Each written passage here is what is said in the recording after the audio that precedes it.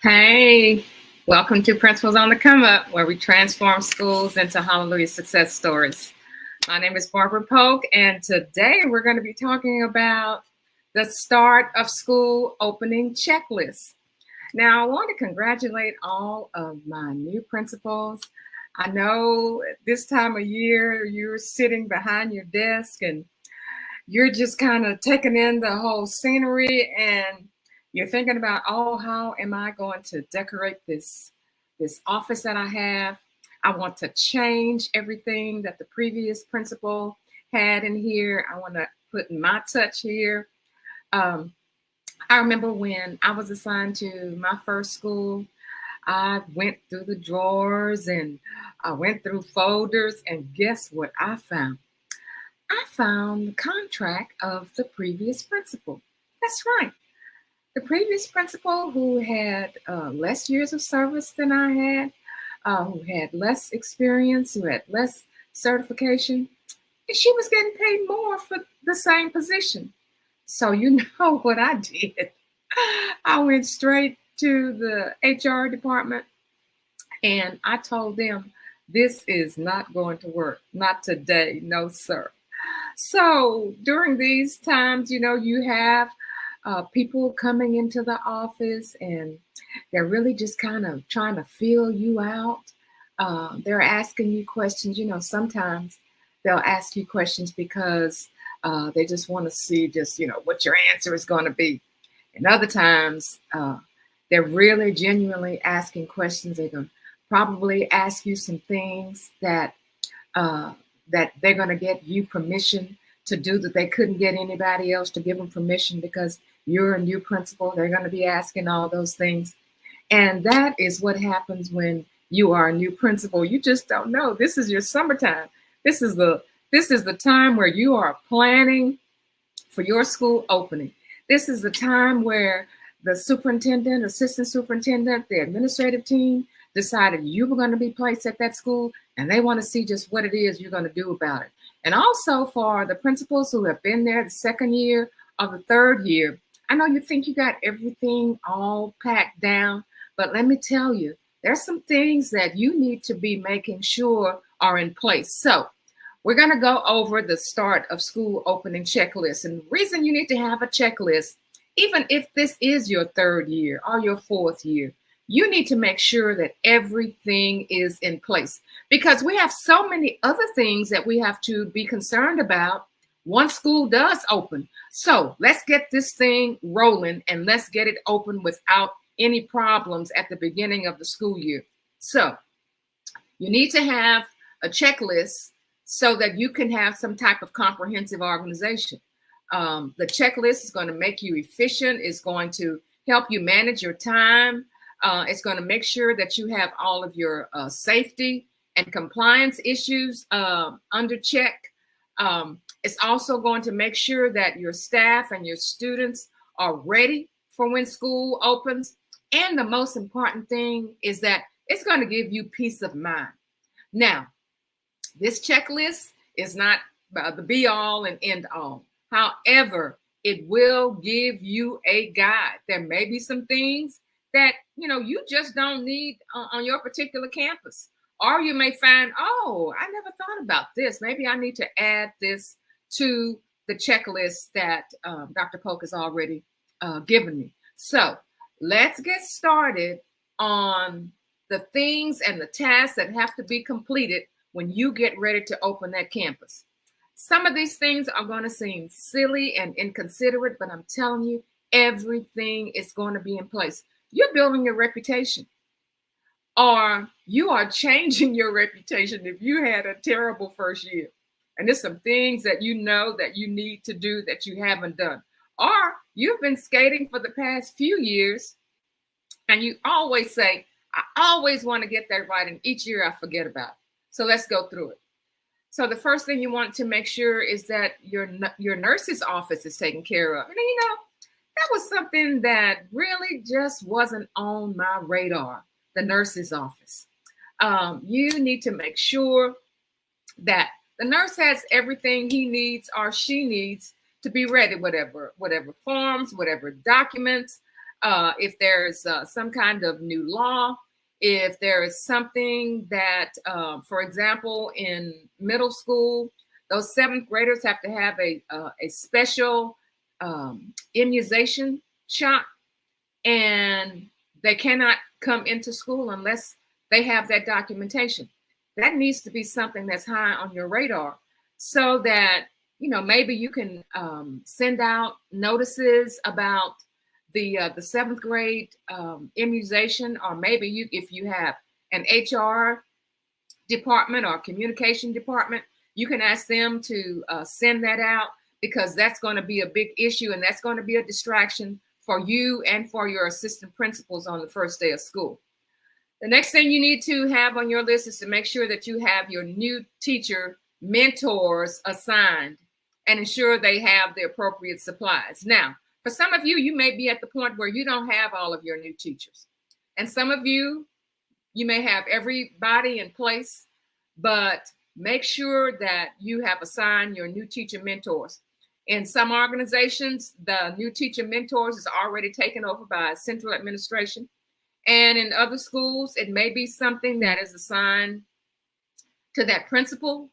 And you may have to go and ask teachers if they would mind being a teacher mentor. Some of them get extra pay for that. So that's something that you need to be aware of. The next thing is, if you are not in the elementary campus, and maybe elementary campus as well, and that is athletic schedules that you need to be able to share with your faculty and with the students. So if you are an elementary school principal, say you may have a basketball team, or you may have a little drill team, and parents are going to be concerned about that. So you need to get your assistant principal to help you to put that kind of schedule together, so that everybody understands and everybody can plan. Also, with your athletes, if you're at a middle school, you're probably coordinating with that high school athletic director. And the way things are going, you may have a new high school athletic director, and you are going to have to get with him or her to make sure that you have your assigned coaches to come over to your school to help with your athletics. It could be football, it could be basketball. You have some teachers who are coaches in the evening. They may do your volleyball, they maybe you do your tennis, or any kind of athletics that you have. You need to have that schedule. This just goes to show your community that you are concerned about them and you want things to run smoothly and that you're organized. The next thing is something that you just kind of take for granted, and that's your bell schedule. So you say, well, why should I be concerned about the bell schedule? Well, we're in a different school year now. Things happen. You may be moving from a 45-minute period to a 90-minute period. And maybe something happened where your bell schedule just didn't get plugged in by the right people in administration. You need to make sure that is on your list. And you need to make sure, and I know that this seems obvious for you, but your bulletin boards, the closer you get to the beginning of the school year, you're going to find that there are going to be some teachers who are going to start to come in early, and they are going to start working in their classrooms. But there should be some type of schedule or somebody responsible for the bulletin boards that are completed not only in the classrooms, but throughout the hallways. Sometimes you have your paraprofessionals who are responsible for that. Sometimes you have your department leaders who are responsible for doing those bulletin boards in the hallway, but that needs to be something on your list for you to find out. Make sure your classrooms are prepared. Make sure you don't have a hole in the wall that's been there since the previous principal, and you turned in, you have to turn in an order, a maintenance order, to get that taken care of. and you do that as soon as possible. You know, when you were sitting there having that interview with your assistant superintendent and your superintendent, and you talked about all kinds of things. You talked about classroom management. You talked about collaboration. You talked about PLCs, but you never talked about how are you going to open this school? Is this school going to be open and everything is going to be in order? These are the things that you need to consider that's just, just not a consideration. What about your discipline management? Now, this is a hot topic, discipline management. So do you have somebody in central administration who is responsible for some type of management plan that the district has been following? Or did somebody go to professional development this summer to go over some type of discipline management plan that they have to bring back to the faculty and you're not aware of that? Don't let that be something that just kind of pops up and you say, oh, yeah, I didn't think about that. Your teachers are going to be looking at you kind of sideways saying, well, that's priority. You know the kind of problems we have. We're an urban school. We're a rural school. You know the kind of issues we have. You weren't here in this district last year. You need to go ask somebody so that we can be able to teach. Your customer service, that is the way that your front office people have been trained. When they greet people, when they answer the phone, you need to have something in place. That is your customer service expectations. So when the superintendent calls and he can't get you on the phone, you need to have some kind of communication set in place where he can get in touch with you. That's part of your customer service expectations. Your dress standard implementation plan, you need to have that shared by your faculty. In some communities, they just accept, as long as, your clothes are clean and presentable, it's okay. And in some districts, you do have a dress standard. And you need to make sure that that dress standard is implemented and is shared with your faculty and your staff so that you are working that second week of school and somebody comes to you and they say, did you see Miss So-and-so in room 104? Did you see what she had on today? Well, if you never talked about it, it could be just somebody, who decided they were going to try to push the button, or it could be somebody who just genuinely did not know. But if you have that as a part of your opening checklist, that's something that you are going to discuss with your faculty. Make sure you get all of your faculty and staff.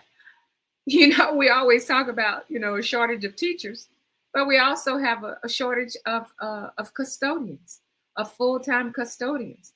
What about them? Do you have a main custodian, a head custodian? And looking at their schedules, they have a schedule. They have to operate. They have to make sure everything is done. You need to walk through the building with that head custodian or for that person who is responsible for making sure that building is clean and talk to them, see if there's some kind of issues that you can get resolved that didn't get resolved last year or the year before. And here you are, they're hoping that maybe you can get that done. If you have a district faculty handbook, get with your human resources or your communications people and see when that information is going to be disseminated, or if that is something that's going to be done through new teacher orientation. There could be some new laws or something that have changed that you need to include when you are doing your orientation to make sure that all of those things are taken care of and it just doesn't pop up. The reason you want to have this opening of school checklist is so that when you are, hustling and bustling that first week, that second week, that third week, people are going to be coming at you from all kinds of directions, asking all kinds of questions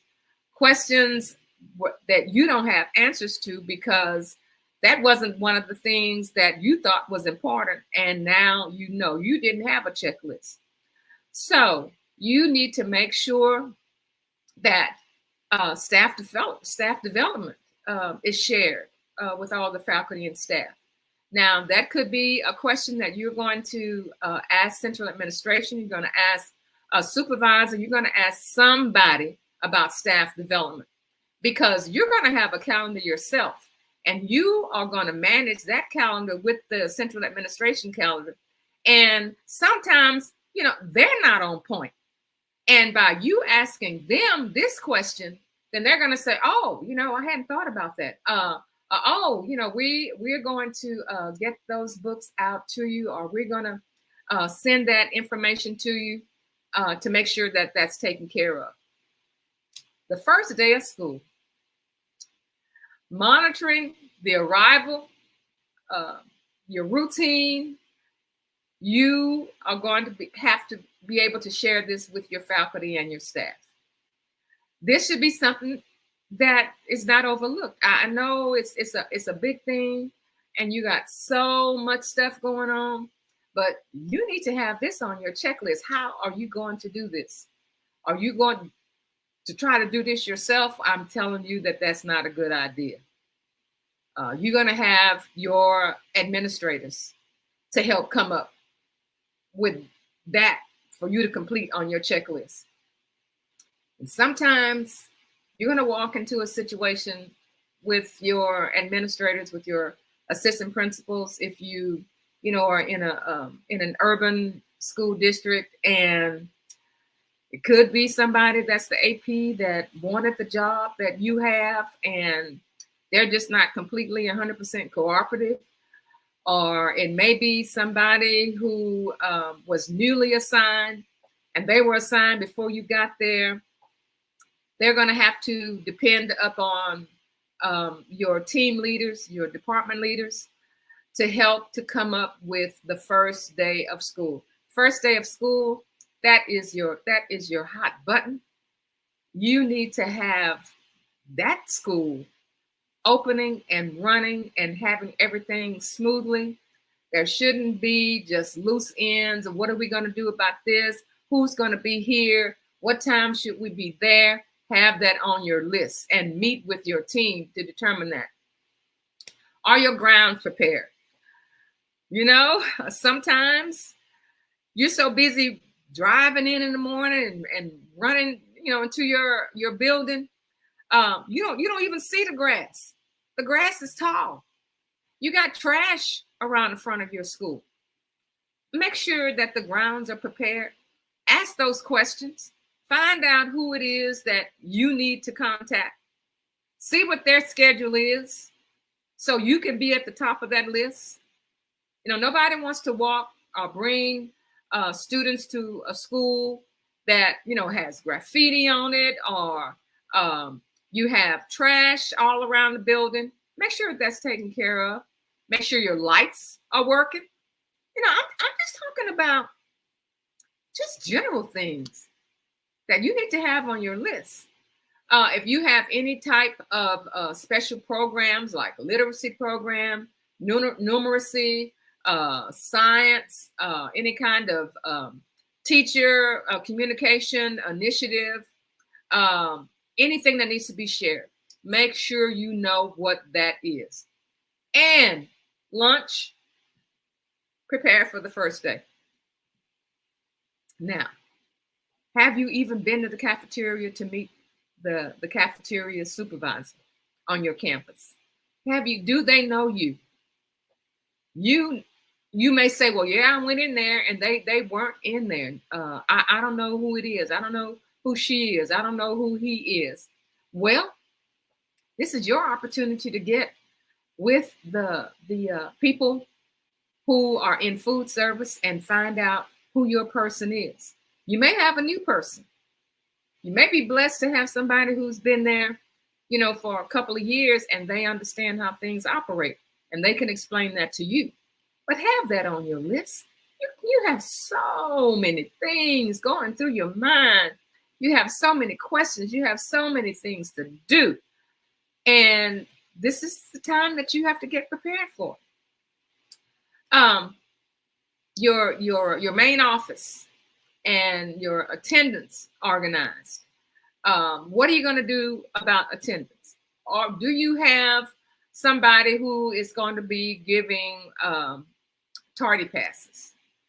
Do you have some type of program where you don't give tardy passes? Does everybody understand the attendance policy that you have to report your attendance, for the teachers to report their attendance? Do the teachers understand how to follow that protocol? Or is that something that has been a blip? Remember, that's how you get paid.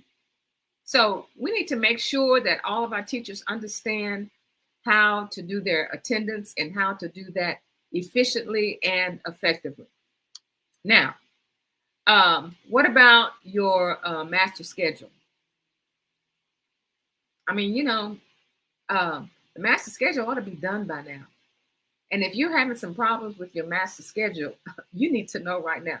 You need to know who to talk to about the master schedule.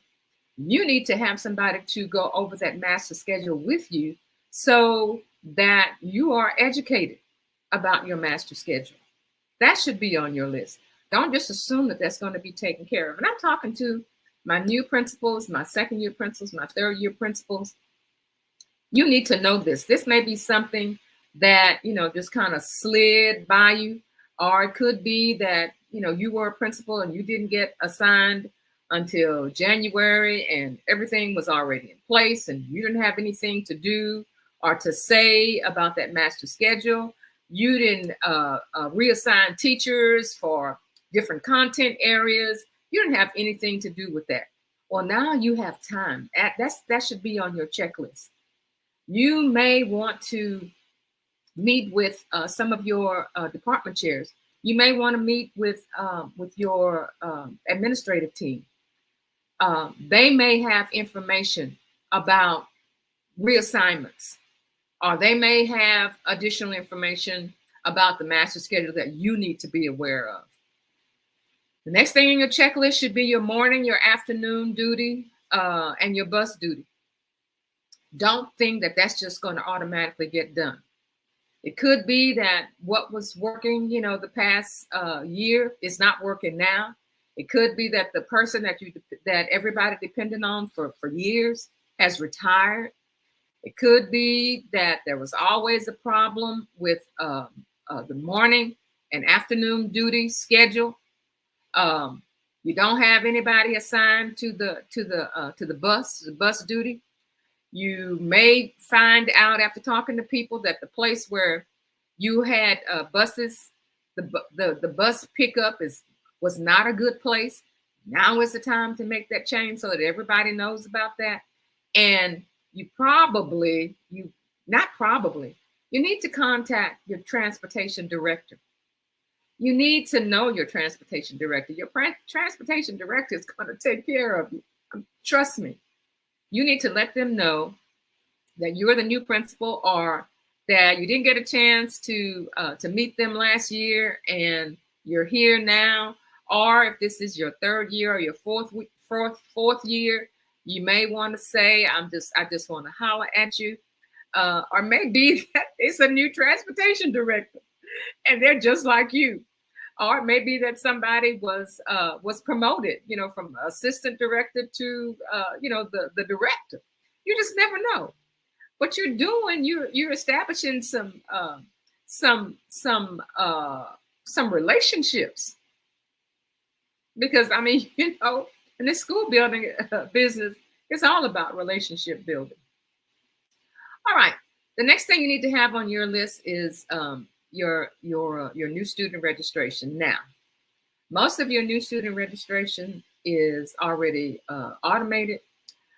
Districts are requiring that if you are a returning student, that you have to complete this returning student information online. But what about the students who are coming to the district? What about the students who are new to the district? And what about the ones who are returning and just didn't do the registration online? You need to have a plan for that. So that means that you need to get in touch with the technology director or the technology person that's assigned to your school. If you're the one and you're in a small school and you have to do this and you just need to call for some help, then that needs to be on your list. All right, so you need to have also on your checklist some kind of pre-planning agenda that is prepared for you to meet with your Department of Instruction. Now, you're going to be meeting with your Department of Instruction, and you're going to have sharing of information, and most of the information you're going to be sharing with your Department of Curriculum and Instruction will be things that they just give you to do. You know, we have to have this, and we do this, and we want this done. And let me tell you, as an aside, that's generally just what you can expect from your Department of Instruction and Curriculum. They're not going to ask you. They're going to be telling. And what's going to happen along the line, if you are not there to support your teachers, then your teachers are going to say, we can't depend on you. You are going to be there to support your teachers because your supervisors are going to be coming in from your Department of Curriculum and Instruction and requiring all kinds of things of your teachers. There are going to be things that you're going to have planned on the campus that just doesn't fit. But you're going to have to establish some relationships to make sure that you can protect your teachers and at the same time get the Department of Curriculum and Instruction getting all that information done. Now, this may be something that, you know, you just say is just obvious, but that's why you need a checklist. Check those restrooms and make sure that those restrooms are prepared. Now you say, well, you know, the head custodian, they're gonna take care of that. Don't assume anything. Make sure all of that is taken care of. Now, you may not do it until the week before school or the 2 weeks before school. I don't care how you do it or when you do it, but make sure that's on your list. Sexual harassment, make sure that is going to come from human resources. Make sure that's added to your list because that's something that's going to be discussed with your faculty and staff. Make sure you understand the student code of conduct and make sure how all of that information is delivered to the students. The students will also have some type of virtual handbook and make sure that student schedules. I mean, you say, well, how can they move without a schedule? You need to make sure all of that is taken care of. All right.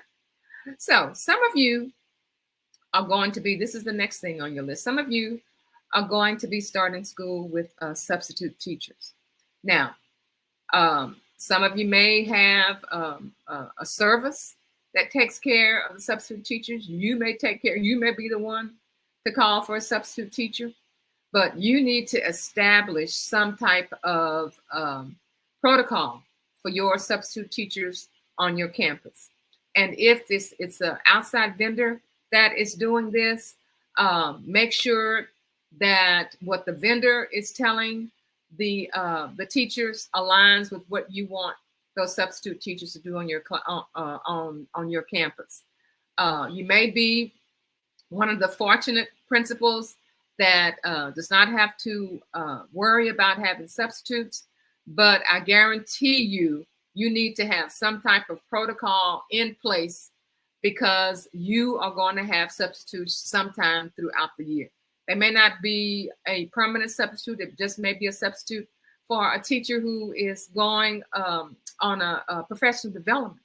You need to have something in place You need to establish that with, here is the person who's going to go over what we require as substitutes on this campus.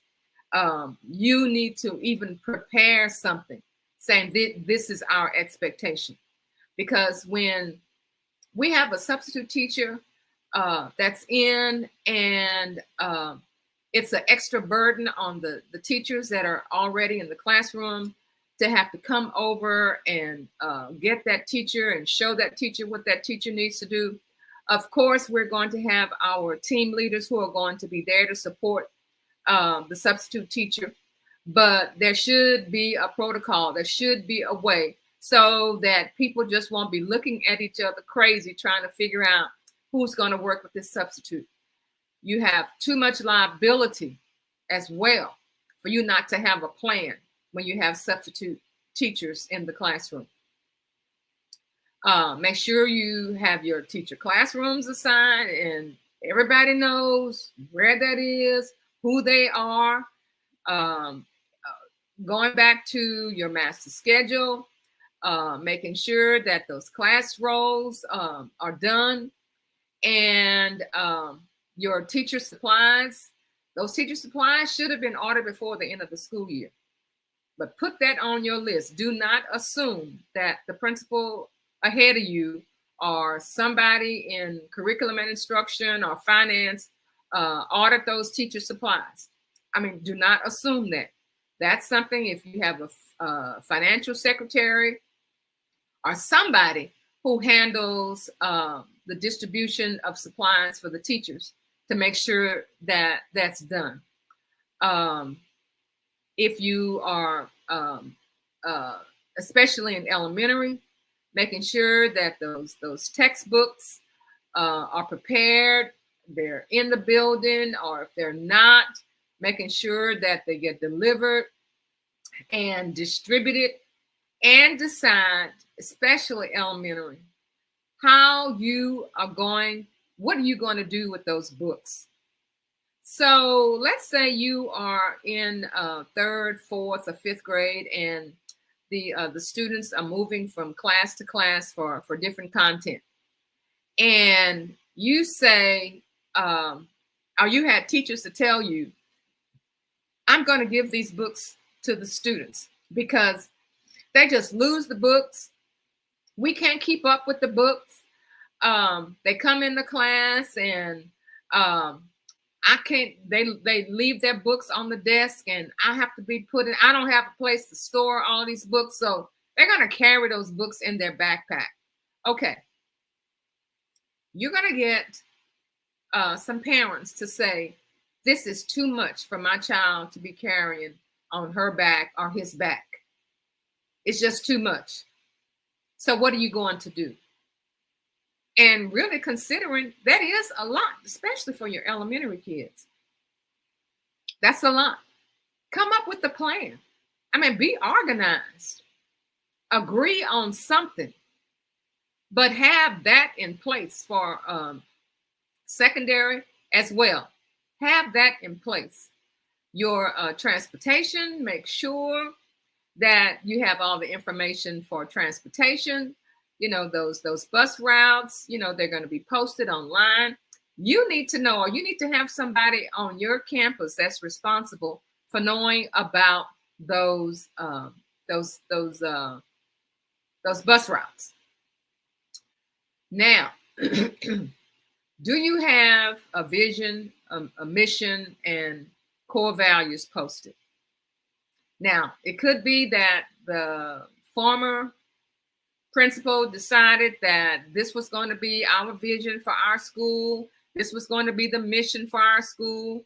This was going to be our core values. But, you know, as you need to have this on your checklist so you can look at your vision. You may be one of those principals who has decided this vision is not working. This vision is just a lot of gobbledygook. It means nothing. So you need to decide, we are going to create a new vision and a mission and core values for our school. That needs to be on your checklist. All right. So what about this thing called classroom management? Of course, you're going to have that on your checklist. But that's something that a lot of the new principals do not put their finger on. You know, they say, well, you know, let the departments decide, you know, how they're going to do that. No, ma'am, no, sir. You know, somebody within the organization needs to be determining with you what you are going to do as far as classroom management. This is going to make you or break you. This is why they assigned you to that school. You are going to have to stand for something, or you're going to end up falling for anything. And then your school is going to have a reputation that says anything goes over there. Or you will have a reputation that says children are treated fairly, but for those that need special assistance, we have a program in place. We want our teachers to feel safe. We want our students to be in the classroom learning. So how are you going to do that? We understand the students' IEP plans. Everybody needs to understand who is responsible for that child, their IEP plan, and need to work with the teachers and the child to make sure that IEP plan is one that is being followed according to federal law. Now that's going to be a hard thing to do, but you're going to have to do it and make sure that's on your list. If you have pacing charts, if you have guides, make sure that you have those, especially if you may be new to the district, or that was not a responsibility you had when you were in your old school. If you're going to have some type of retreat, put that on your calendar. If you have a leadership manual, make sure you have that manual, and make sure that your administrators on your campus have a copy of that manual. Make sure you also have your meeting dates. Put this on your checklist to get the meeting dates for meetings that principals have. Now, you will get that from central administration. They will tell you. So you have that on your calendar. So when you schedule things throughout the year, you will have those meeting dates that come directly from central administration. So there will not be a conflict. Put that on your checklist. Your new teacher orientation, make sure that's on your list. Your staff development plans, ask again from your curriculum and instruction department. Make sure you have the testing calendar, and make sure that's on your calendar. Make sure that you make yourself known to the finance department, because you will be requesting funds, title funds, and make sure that you have all of your funds distributed. And if they're not, then you need to find out when, or to make sure you go through the training. So these are the things that should be on your checklist. Now, there are some other things that are included on that checklist that have to do with the special ed department. There are some things that have to do with policy changes that are included in the faculty handbook and the student handbook. There are some things that are included that have to do with the laws that apply to safety, and all of that is on the checklist. So what I want you to do, if you would like to have a copy of the checklist, just in the comments section, just put your email address and we'll get that to you. And I want to say hey to Miss Harris. Good morning, Miss Harris. And I'm so pleased to see you. Ms. Harris was one of the best teachers at my middle school. She was always one that was at the top of her game. Any type of innovation that needed to be done, her student scores were always the best, and she excelled at all that she did. So I just want to say thank you, Ms. Harris, for being there for students, students who have done well, students who have given you credit for helping them with their writing, because she is an ELA teacher. So thank you, Ms. Harris, for being there. Another thing is that we want you to share this message with some of your cohorts. And if you're listening on YouTube, we ask you to go on and subscribe. And I've already spoken to Ms. Harris, and we didn't have any other questions. So I just want you to have an excellent school year. And during those times when people are passing by during the summer and they see your car parked there, your car and the custodian's car, and nobody's there, and they're wondering, what the heck is he doing over there? What the heck is she doing over there? We are going through checklists. We're making sure that this school opens, and it opens in a fashion where everything is in order, and there is going to be some excellent instruction going on in that class, those classrooms. So we're going to close today. My name is Barbara Pope, Principals on the Come Up, where we transform schools into hallelujah success stories. We'll see you next time.